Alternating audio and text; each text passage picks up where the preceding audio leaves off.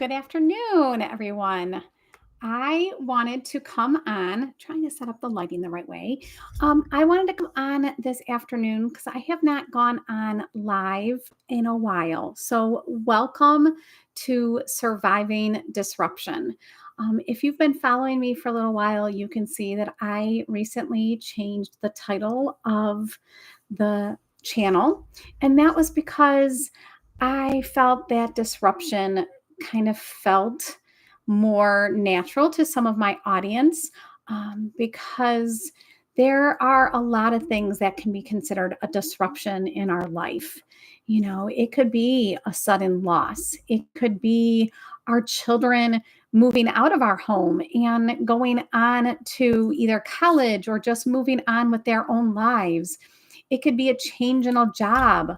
It could be family members, maybe our parents getting ill, and we're finding that that is now consuming some of our time. So, just that disruption of our own lives, but also the disruption of our own internal self, this own internal battle that we might be facing in regards to just some of the things that we may feel that we have lost out on, this loss of our own identity. And so I just felt that that title change was better. And I want to start coming on live more often and giving at least a tip of the week. And I'm going to practice one of those techniques after I am done doing this little live that we're going to be doing this afternoon. So if you have not liked or subscribed to this channel, please do so now so you don't ever miss when I'm going live or any of the other new things that I put on to the channel. And while you're doing that, I'm going to take some water because I am very dry today. So today we're going to talk about this misconception about feelings or about our emotions. And so I wanted to review some misconceptions that I have seen my clients come to me about, and there's this sense that feelings are a sign of weakness. And well, that is just baloney. We, there's this idea that if I let people know what I truly am feeling, then it might be telling them how weak I am. Where the truth is that our feelings or our emotions are technically signals. They are energy that moves through us. And truly, if we allow ourselves to feel the emotions, then that energy will flow right through us. And we may only feel it for maybe 90 seconds at the top. That's not very long, but so many people, we get them, and we're going to talk about this in a minute, is that we don't allow them to flow. We don't process them the right way, so they get stuck. And that is what tends to affect the way we think and the way we react around others. If you've been following me, you know that I am a widow. And after my husband passed away, on the outside, everybody thought I was strong because I was going through I just kept doing. I just kept doing what I was supposed to be doing. My daily life looked pretty normal shortly after he passed away. I was back to, getting up on a scheduled time. I was taking care of the household. I was taking my daughter back to her racing. So everything looked typical. And for me, that made my nervous system feel regulated.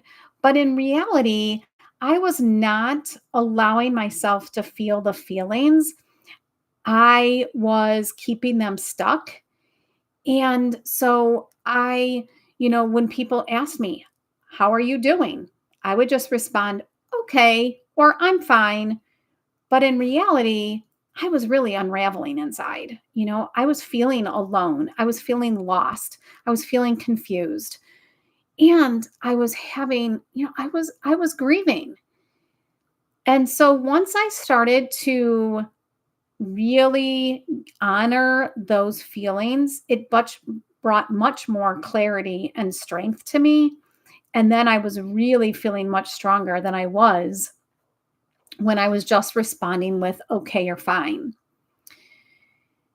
Some people think that if I start feeling, then I'll never stop.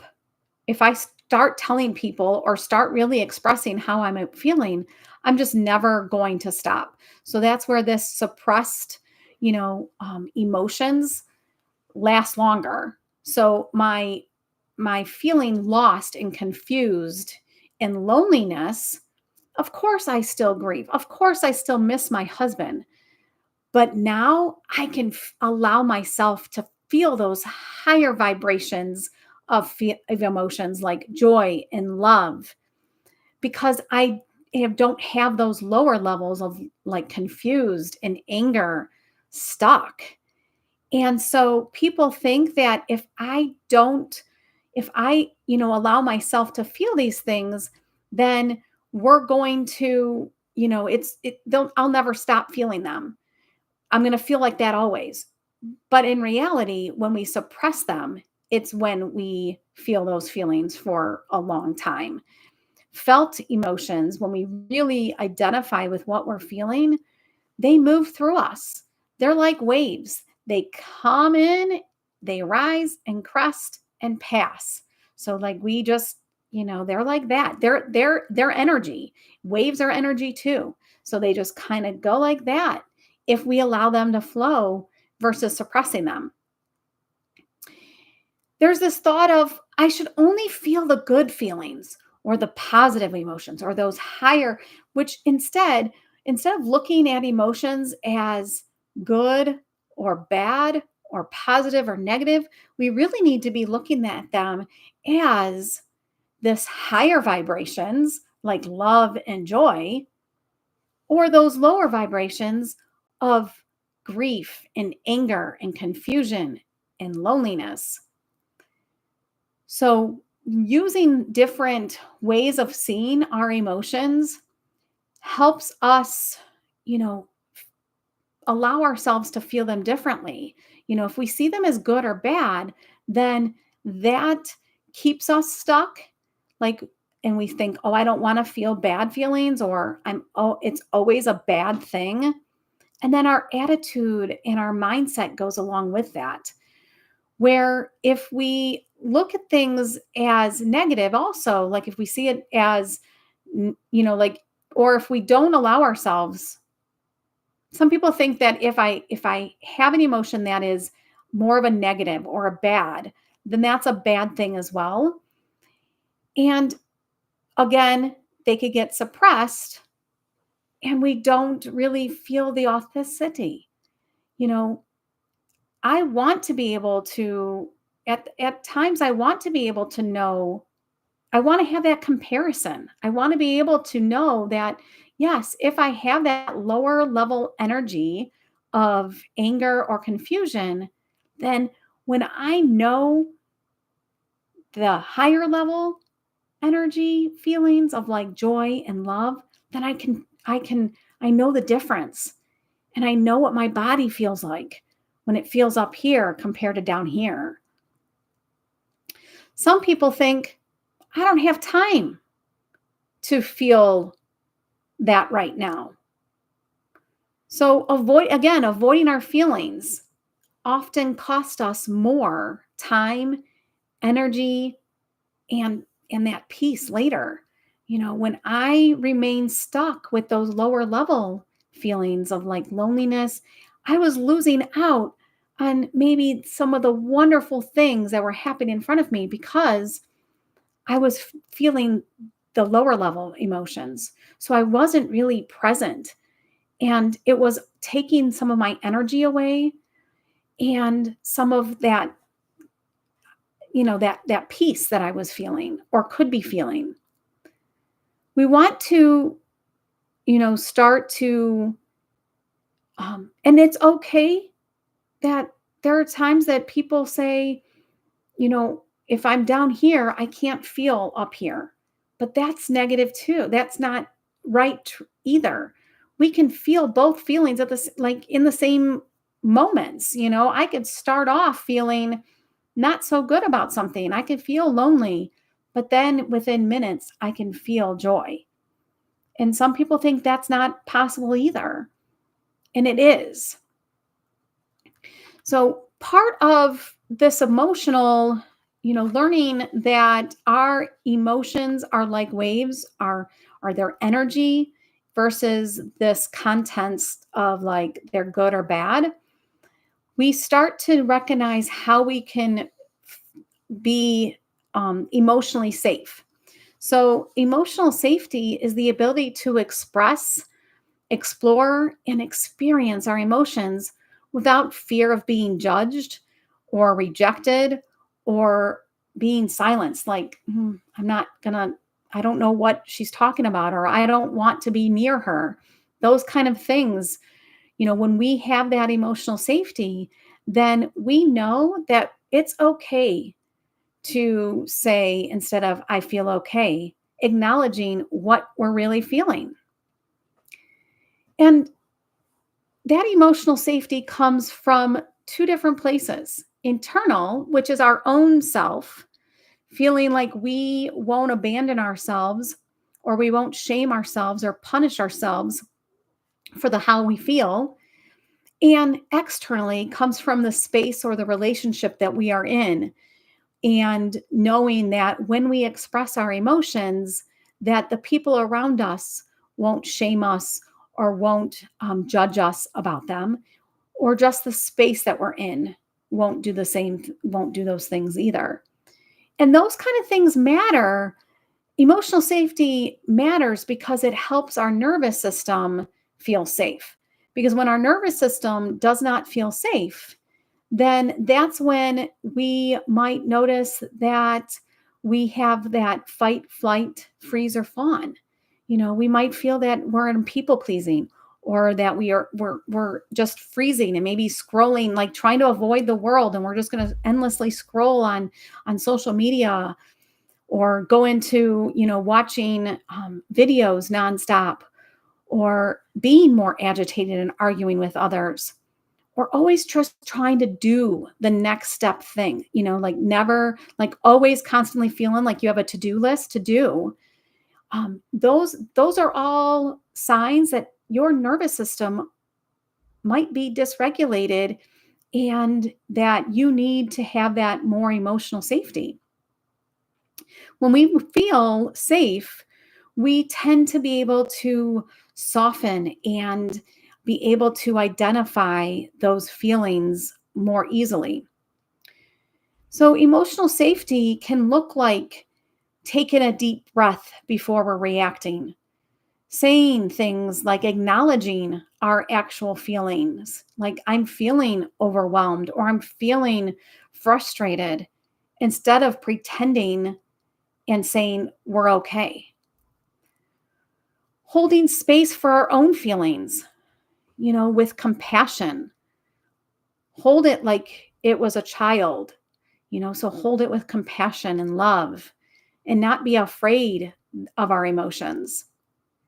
And having that safe space to, be able to express those emotions, or having one person in your life that you can connect to.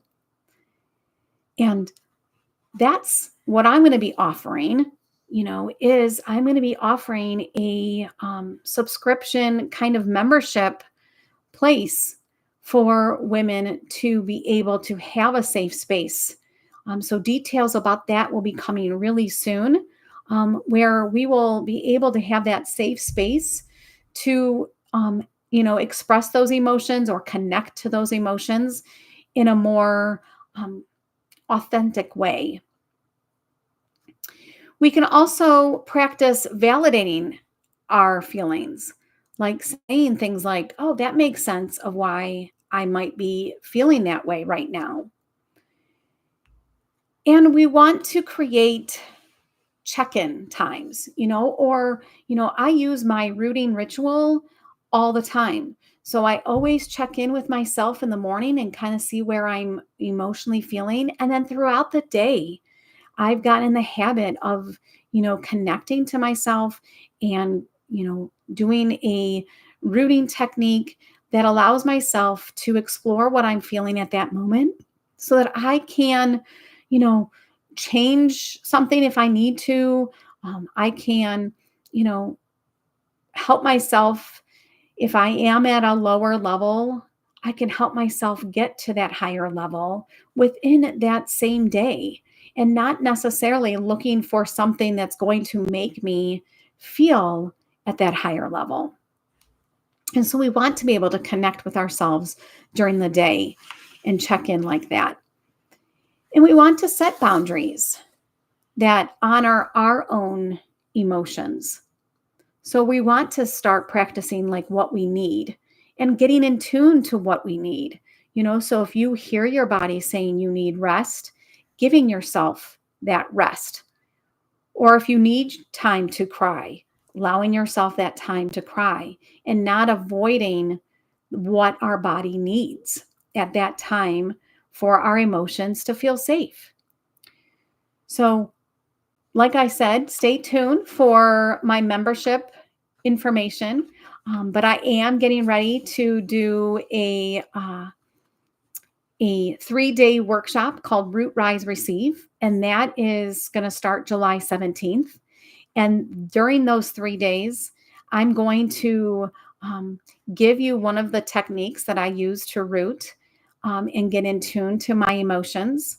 We're going to rise above our old stories, and um, we're going to be open to receiving that internal support and external support in regards to our emotions. But I am going to end today with, because I told you I wanted to go live at least, you know, I want to start doing once a week lives. And one of the things that I will be doing in the lives is I'm going to be practicing some techniques to help overwhelmed women, take that time for themselves during the day. As some of you know, I've been a trained therapist for over 25 years. And so I am trained in somatic techniques. And so I have this box of somatic therapy exercise cards. So we're going to pull one from there today. And I want you to go ahead, if you feel comfortable, you will practice one of these or this techniques each time I give one. It'll be something that you can practice. So I'm going to take a real quick sip here before I look for a card for today. So we're just going to pick a card. I don't know what I'm going to be pulling out. Okay. So this card is called Body Scan. So in our body scan, it is a mindfulness practice where we systematically focus on our attention on the different parts of our body, usually from head to toe or vice versa. And this practice helps you to increase your awareness of your bodily sensations, release tension, and promotes relaxation. So, somatic techniques are usually very mindfulness based. They do, if we use these in collaboration of, connecting to our emotions, and then also with some of the thought, restructuring our thoughts that I use in my 12-week program, then we can really start to regulate our nervous system. So for this body scan, you would usually sit or lie down comfortably and you close your eyes. You can close your eyes if you need to. You don't always have to. That's up to you if you feel comfortable closing your eyes. But you're going to choose a starting point. So either start at your head or your feet, and you're going to take some deep breaths to center yourself. You're going to focus on choosing your starting point and then notice the sensations like warmth or tension throughout your body, starting at your starting point. So if you start at your head, you're going to work your way down and you're going to start to notice if any kind of sensations are in your body going from your head to your toe. And then you're going to move your attention through each body part, is either ascending or descending. You're going to observe sensations without judgment. So, is there tension? Is it relaxation? Does it feel warm? Does it feel cold? And you're not going to try to judge or figure out why you feel that. You're just going to observe it. And you want to breathe into the areas of tension, releasing with each exhale. Stay present. Gently redirect focus if your mind starts to wander. And you'll complete the scan focusing on each body part. Reflect on the changes in the sensations, emotions, or overall state as you move through. And what this should do is that you can incorporate body scans into your routines for relaxation and stress relief. So if you notice that you are feeling stressed and overwhelmed during a workday, then incorporate the body scan, so that way you can start to recognize what your body is needing.